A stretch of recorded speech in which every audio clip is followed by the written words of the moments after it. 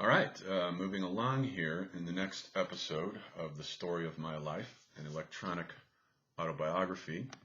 Um, so, I had moved back from Boulder in with my mother, but only because my step-grandfather was dead. He had died in the interim while I was in Boulder. Um, he had died, and his ghost was haunting the house, actually, for about a year. Uh, not while I was there, but for the year that I wasn't there, that I was up living in Boulder, my mother and my brother both reported that there were all these weird things happening in the house. She claimed that she could hear his footsteps at night. And then she'd go to bed, and then she'd hear a door slam in the house, where she normally kept all the bedroom doors closed. So where did the door slam come from? And he used to sit out in the garage with his TV set and watch TV, Fox News, right-wing guy. And the TV would be turned on. And she would go out there, and there it would be on. And it was funny because I inherited this television when I moved into the garage, and it never once went on by itself, ever, when I was there. And then next to the TV, he had his little desk, and he had this flashlight collection. For some reason, he had a flashlight fetish, and the flashlights would be turned on. So all this strange, really weird stuff was going on. I've had a lot of spooky stuff happen to me all through my life, starting, as we heard, with my first real girlfriend who had psychic abilities. And while in San Francisco, I'd been having precognitive dreams. I had a precognitive dream of 911 exactly a week to the day before it happened. I dreamed I was on a plane, and the side door, for some odd reason, was open like it is on a Vietnam helicopter so they can shoot out. But the door was just open. But everything else was normal on the inside. The rows were packed. And then I could see, for some reason, skyscrapers approaching. I could see all the way through the pilot's window, through the cockpit, and I could see skyscrapers approaching. And I was wondering, why is the pilot going to land this plane in the middle of all these skyscrapers instead of at an airport? 7 days later, 911. I also had a dream. There was a mini earthquake in Seattle while I was there, and I had been having a dream while it was going on. I was still sleeping, and I was dreaming that I was in an earthquake. And I was in San Francisco, and this mini earthquake took place in Seattle. It messed up a few buildings and caused some cracks and broken cornices and stuff like that. But I was dreaming it at the same time, simultaneously, that it was happening. And so I've had precognitive dreams before, off and on all my life. So I've been around spooky stuff. And there was the episode just before I left Boulder where I had a guy. We were living in two basement apartments in the basement of this house that each one of us was renting out. And a guy moved in there. He was about the same age as I, mid-40s, and also had just come out of a divorce, was living alone. He was bipolar and on medications. He had all these medications. And apparently what happened was one day I just walked past his door and it was open, which was not unusual. But then I walked past it later that night and it was still open and the TV was still on. And there was a box of mail on the floor that hadn't been touched. And I blew it off. And the next morning, though, when I got up and walked past, it was exactly the same scene. So I stuck my head in and I yelled the guy's name. And then I heard his voice from the bedroom say, "Oh, yeah, I'm fine, yeah," like out of a deep sleep. And I thought, well, he must have really, the landlord said she had found large bottles of whiskey in the trash. And I don't drink hard liquor, so it wasn't me. And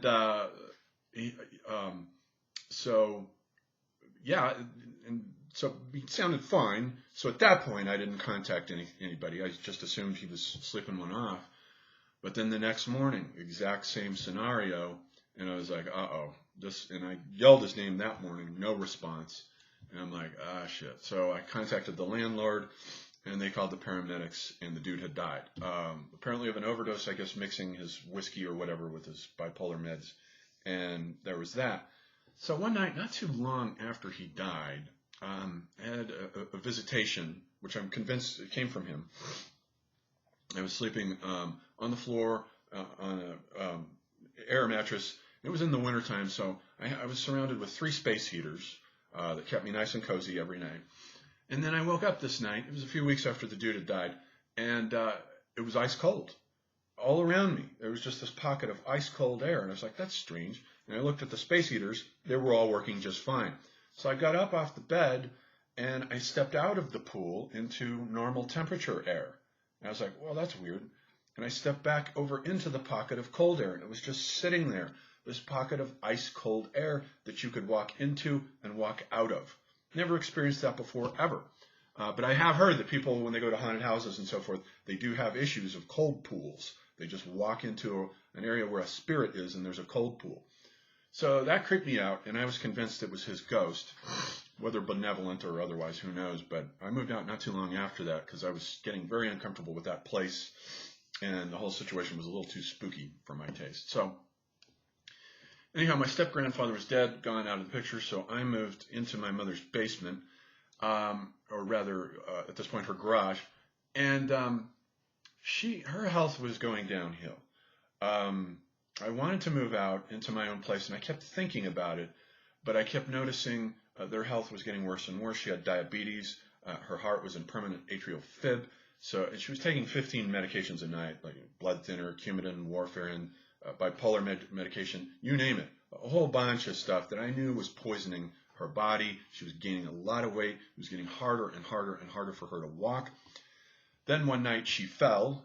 Fortunately, I was there to help wrestle her back up. But at that point, I called my brother and told him, you better move in here with us, because if I move out of here and no one moves in with her, we would have to hire a live-in nurse to attend her at all times. My brother was like, okay, fine. So he came in. We took care of her for the remainder of the time that she was alive, which went all the way to 2017. She died in 2017. So meanwhile, so I'm there taking care of my mother, and now my career. So I had written all these books, and then I got up to Art After Metaphysics, my book about how to understand contemporary art. And I wrote that, and I had heard, after I finished it, I had heard that Amazon had a self-publisher called CreateSpace. And I thought, I was getting sick. My first 5 books were all published with normal publishers, one very reputable one in New York, Prager Greenwood, an old New York publishing house who published dead celebrities. And I was getting sick of them taking all of the money, because the normal scenario is they take 90% of your money and give you 10%, which usually amounts to just nothing, pretty much. One royalty check a year for a couple of $100 was pretty much what that scene was amounting to. And I was getting tired of them interfering with things like the titles. They kept making me change the titles of the books, whereas I liked the titles that I had. Chapter titles I had to change. When Michael Jackson died, I was forced to add a chapter on him. I was getting tired of their creative interference, the standard publishing industry, and I knew the publishing industry was in big trouble anyway. So I decided to undertake the experiment of self-publishing my book about how to understand contemporary art, Art After Metaphysics. So I contacted CreateSpace. They told me what the process was. I had to pay like $500 or whatever for them to do it. It might have been more like $700 because they had to design the cover too. And they put it out. It was a very swift process, just a matter of a couple months. And there it was. It was out, my next book. And it was a big hit. It did well. It made a little bit of money financially. And from that point on, I have self-published ever since, all through CreateSpace. After that, I gathered up all my movie reviews and put out a book, Post-Classic Cinema. This time I did all the work myself, so I didn't have to pay a dime for them to publish it. I taught myself InDesign. I'm a proofreader and an editor by trade. I had gotten hired just before leaving Boulder at Semiotext to be their proofreader, which I do to this day. I proofread every Semiotext manuscript to this day. And so I have all these skills. And so if you've got all that, and you can do the whole package yourself, then you can put it out and it doesn't cost a dime. So that's what I did. And I did a book on graphic novels. I gathered up all those essays on graphic novels and put that out, Giant Humans, Tiny Worlds. I put out a book that I'd started on ancient religion called Rage in the Word that I'd started back in Boulder at the same time as Age of Catastrophe and New Media Invasion. It was a third text that I started and then walked away from. And I looked back over it, and it wasn't finished, but I think what's there is very strong. So I decided to put that out. Just one book after the next. I gathered all my Amazon book reviews and put them in one volume called Texts, and I put that out. So I was just constantly publishing. I self-published the entire 8 years that I was there living in my mother's garage, about 20 books. I was very, very busy, and editing manuscripts from Semiotext. And now, meanwhile, the situation with my son was that we were flying him back and forth. Everything was still amicable with the divorce. She was still up with him in Boulder. And by this point, we had taken him out of public schools and we were homeschooling him, which meant that her employer allowed her to bring him to work with her, and he would sit in a cubicle and do all of his studies on his own, which he was very good at, very diligent, never once complained about doing his work. Very smart kid. Then in the summers, she would fly him out to me, just load him up on a plane. I'd go get him at the airport, and then I homeschooled him in the garage, and he got straight A's. I mean, we just went through the whole semester every day, very rapidly, going through all these courses and classes. And he was good at everything. Whereas I'm only good at certain things. I'm not good at science and math, left brain stuff. He was good at everything. And so just straight A's, and everything was going excellent. And so also what we were doing when he would come out to see us in the summers, my mother and my brother and I would take him all around Arizona. We took him to the Grand Canyon. And that was interesting. There was a little spooky episode there where we stopped at a place that's on the way to the North Rim, which is not the side everybody goes. The tourists all go to the South Rim. The North Rim is where you need to go. You got to make a longer drive for it, though, but it's a much better view. And you stop at Vermilion Cliffs. There's a really nice little hotel there, cozy. We stopped, and we were winding down for the night. And I was on the phone with the ex, giving her a report. Yeah, he's fine. Everything's good. And she, at that time, was talking to a psychic. And I had already, at this point, in Boulder, watched all those videos that I talked about in my spiritual manifesto video about near-death experiences. So I was pretty convinced by this point. I was no longer an atheist or a skeptic or a materialist. I was pretty convinced that the soul does survive the death of the body. It does reincarnate. There is a God entity thing. There are spirit beings. So I was pretty much aware of all that. But for some reason, I still thought of psychics as kooks, and I didn't take them seriously. And every time she told me she was talking to her psychic, I would roll my eyes, Yeah, the psychic told you this, your angels are that, the other thing. I still wasn't buying the whole picture. So she said, in this conversation, I call her, I'm standing in front of the hotel, the kid's on the ground playing with his trucks or whatever, and she goes, I just got off the phone with my psychic, and she said she just now sent him 2 protective spirits to watch over him. And I rolled my eyes and I went, okay, see you later. So I'm standing there with the phone in my hand, looking at it, scrolling through messages or whatever. And then I glance up and I look at one of the motel room doors is open. And at that moment, out walk 2 large husky dogs, very large twin dogs. They looked identical. They both walked out. And they went to my son, and each one sat on either side of him. I kid you not. So that was pretty weird. So yeah, spooky stuff like that has happened to me all along. So there's no fucking way I can be a materialist with a worldview, with things. I have concrete experiences with the spiritual world, and they get more complex as we go along, as you'll see in these videos. So we're taking them everywhere, to the Mogollon Rim. We were taking them camping. We took them to Native American ruins. And every bit of extra cash that I got from editing books from semiotext, I spent every dime on him, buying him a bike, buying him a computer. I spoiled the shit out of him as best as I could as a poor intellectual writer living in my mother's garage. I did the best I could. And everything was going great. We were just having a lot of fun. It was fantastic. Until the summer of 2013, where we had a big problem. Before that, though, I should mention that I think it was in December of 2012 that I started the YouTube genre of doing the exegesis of a chapter by chapter of a difficult text of philosophy. I was trying to work through Heidegger, just having a terrible time understanding Heidegger, and just couldn't get it to click. And I was going on YouTube, and I was like, surely there must be some professor on here doing a chapter by chapter analysis of how to understand Heidegger's being and time, or any Heidegger text. And there was nobody. There was a couple of interviews with Hubert Dreyfus. He's not much help. And there was nothing like that on there. So once I did figure out Heidegger and understood it, then I decided to start doing these free YouTube videos of how to help people understand Heidegger, chapter by chapter. Back then in 2012, as far as I know, I was the first guy doing this shit. There was nobody else on there doing this. Then I did Spengler's Decline of the West, did the whole thing that winter, chapter by chapter, 2 volumes, something like 60-something videos. Those were a big hit. I started getting a following on YouTube, and I just kept loading videos up over the years. So I've been on there, I've been on there for 10 years, but been doing this for, like 8 of those years. Now there's 650 videos on there of how to understand Giorgio Agamben, or how to understand Alain Badiou, or this or that particular thinker or philosopher. So I sort of invented that genre. And also I created on Google Play lots of files for download. I spent that spring reading through all the great German philosophers, Hegel's Phenomenology, Schelling, Fichte, and doing chapter by chapter exegeses. With those, I loaded them up onto Google Play for download. People were asking for the ability to download the files, so I put those on Google Play. So there's a whole other collection of albums on Google Play, as well as all the free stuff on YouTube.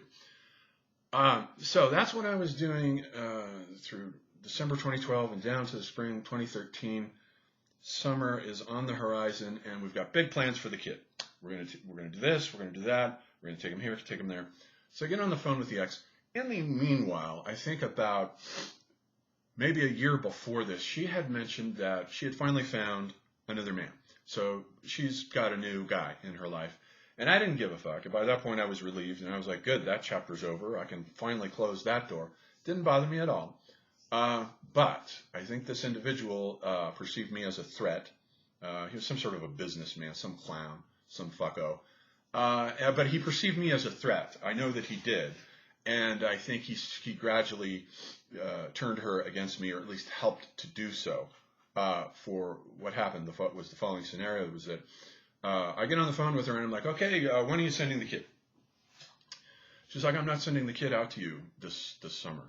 I'm like, what are you talking about? This has been working beautifully. She's like, no, I might send him out for Thanksgiving, maybe, but I don't know. Probably not. And I was like, no, wait a minute here. I have legal rights to see my kid. And I was like, she's like, I'm going to send him to summer camp instead. And I'm like, now, wait a minute here. We've already been through this. We've sent him to summer camp before, and it was a disaster every time. He cannot socially interact with these other kids. Need I remind you of that? She's like, yeah, no, whatever. I'm doing it my way. And I said, well, I'll go pull out the divorce papers. Positive it says on there that I have X number of days a year that I have a legal right to see my son. She's like, fine, go get legal on me. Do whatever you want. We hung up. And so I dig out the papers, and the document does indeed say I have something like 178 days a year or something like that. It was a lot that I have a legal right to see him. So she can't do this. It's not legal. So we got into a fight over Gmail, and we got into a Gmail argument back and forth, and I was yelling at her. Nothing unusual, nothing, no threats of violence or anything like that. Just usual, had these kinds of arguments a million times before. But she's not responding after a while, and there's no response. There's dead silence from the other end. I try calling the house, no response, just dead silence, which was unusual, and I thought was a little weird. So I was wondering, what's up with this now? And what was up was that on my birthday, I got served a restraining order. A civil person came over, whatever you call those people, process servers, came over and served me a fucking restraining order. Can you believe this shit? I've never been arrested in my life. I've never hit anyone in my life, other than the one kid. the fight in high school. That doesn't count. I was 16. But no history of violence, nothing like that. And I'm like, a restraining order for what? Getting into a fight over Gmail? A couple or an ex-couple getting into a fight over Gmail? You can do a restraining order for that? I'm like, this is a little bit over the top here. This is pretty ridiculous stuff going on here. And what it really was she was getting more and more jealous because I was flying, as we flew the kid back, he was giving glowing reports about Dad, all the places Dad took him, all the things Dad bought for him. Dad bought me this, Dad bought me that, Dad bought me video games, Dad took me here, Dad took me there. She was just getting sick of it. Dad was a big hit. And she was jealous because she wasn't a big hit with him. She was a big impediment to him, an obstacle, really. She wasn't a bad mother, but she was, there's some problems. So anyhow, I get the restraining order, and I'm like, it says I've got like a week to go appear in a courtroom in Boulder to defend myself. I'm like, all right, fuck it, I'll go do that. So I flew up there, and I get to the courtroom, and I thought this was just going to be like a hearing where we could each be reasonable and negotiate something reasonable so we could fix this out so I could get the schedule straight to see my son. But no, I get there, and she's got a fucking lawyer. And I'm like, a lawyer? Nobody told me I was supposed to have a lawyer here. And I was doomed at that point, of course. And I was like, oh, shit, I was supposed to get a lawyer for this? And then her family is there, these clowns. Her family is composed of all these boffos who scapegoat people. And all through our marriage, they had been doing this. They're so ashamed of all their sins and all the shit they've done that they love to scapegoat people and shame them. They would scapegoat this in-law of this or that sister or that in-law. They scapegoated my ex at one point. She didn't talk with them for 5 years. Loved to scapegoat people. And here it was, another opportunity to scapegoat, in this case, an ex-husband, and throw stones at him. Great. And I was like, what a bunch of fucking clowns, retards, and cowards. You're defending taking this kid's father out of his life? Really? You think that's virtuous? You think that's a good idea? So we go through this hearing. The judge was bored. He was like, I got another case to get to really quick. He wasn't paying attention to anything. Her lawyer read my Gmails. He was like, okay, permanent restraining order against her, and you can't see your son for 4 months. After that, it'll have to be arranged visits. I was like, fuck you. You're kidding me. And clearly, the legal system, at least in Boulder, is biased against men. He assumed I was the typical abusive asshole male that she was trying to portray me as. All lies, all trumped up, a whole bunch of shit. What a major backstab this was. Really ungrateful person, this individual. So then I get home, and I'm like, so now I got to figure out how to get a lawyer so I can defend my right to see my kid. So I get on the phone to my stepfather, my abusive asshole stepfather, and I get on there and I tell him the story of what's happened, and I say, you need to pay for me to have a lawyer because you owe it to me for the shit you put me through as a kid. You owe it to me. He's like, yeah, all right, yeah, fine. So to his credit, for a while he gave me money to hire a lawyer, but it kept getting more complicated, and the lawyers kept wanting more and more money, and I have to keep going back to him to ask for more, and pretty soon he's like, fuck it, that's it, I can't. He's giving me like 15 grand by one point, and it's a good thing. The only good thing really that he ever did, as far as I know. But it didn't work, and I had to have a supervised visit. What happened was she kept the same lawyer, who was a man, and we arranged for me to have a supervised visit. What a charade. So we go to the psychiatrist's office. There's the kid. I meet him there. And the psychiatrist his job is just to sit there quietly and watch us interact. And of course, we have all this chemistry, and we're talking about Einsteinian relativity and physics, quantum mechanics. He's telling me about the latest NOVA documentaries he's seen, all the particles and what they do. Particles do this and that and the other thing. I'm like, yeah, I know. And then Einstein said this and that, and we're back and forth. He's 10 years old, by the way, capable of having this kind of conversation. And I could see the jaw drop, or at least hear it, let's say metaphorically, of the psychiatrist. The kid left, and he's like, do you and your son interact this way all the time? And I was like, yeah, this is totally normal. And he was like, all right, well, there's obviously no problem here. So he wrote a glowing review. And then, of course, when her lawyer got that back and showed it to her, she was grinding her teeth. It wasn't working. No one was buying it.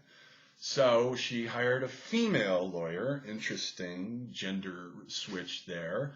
She hired a female lawyer, and the female lawyer then proceeded to make all of these objections to me as a father. Just a bunch of anything she could think of to object to. And then I had to hire, another lawyer to arrange for all of this stuff. And then pretty soon I ran out of money. My stepfather was like, I can't give you any more money. 15 grand is as far as I can go. I was like, yeah, I realize that. And so that was that. Haven't seen my kid since he was 10 years old. He's 15 now, as far as I am aware. He's 15 and I haven't seen him, and I don't know how he's doing. I'm pretty sure he's watching these videos, though, because my medium, Shruti Campbell, tells me that he's watching these videos. So I know you're watching these videos, kid, and now you've got the straight story here about what happened, or at least my version of it, but I can guarantee you my version is way closer to the truth than whatever your mother has been telling you. So now you've got the full story, and you have the power in your hands as a 15-year-old kid to reach out to me if you want to. I love you.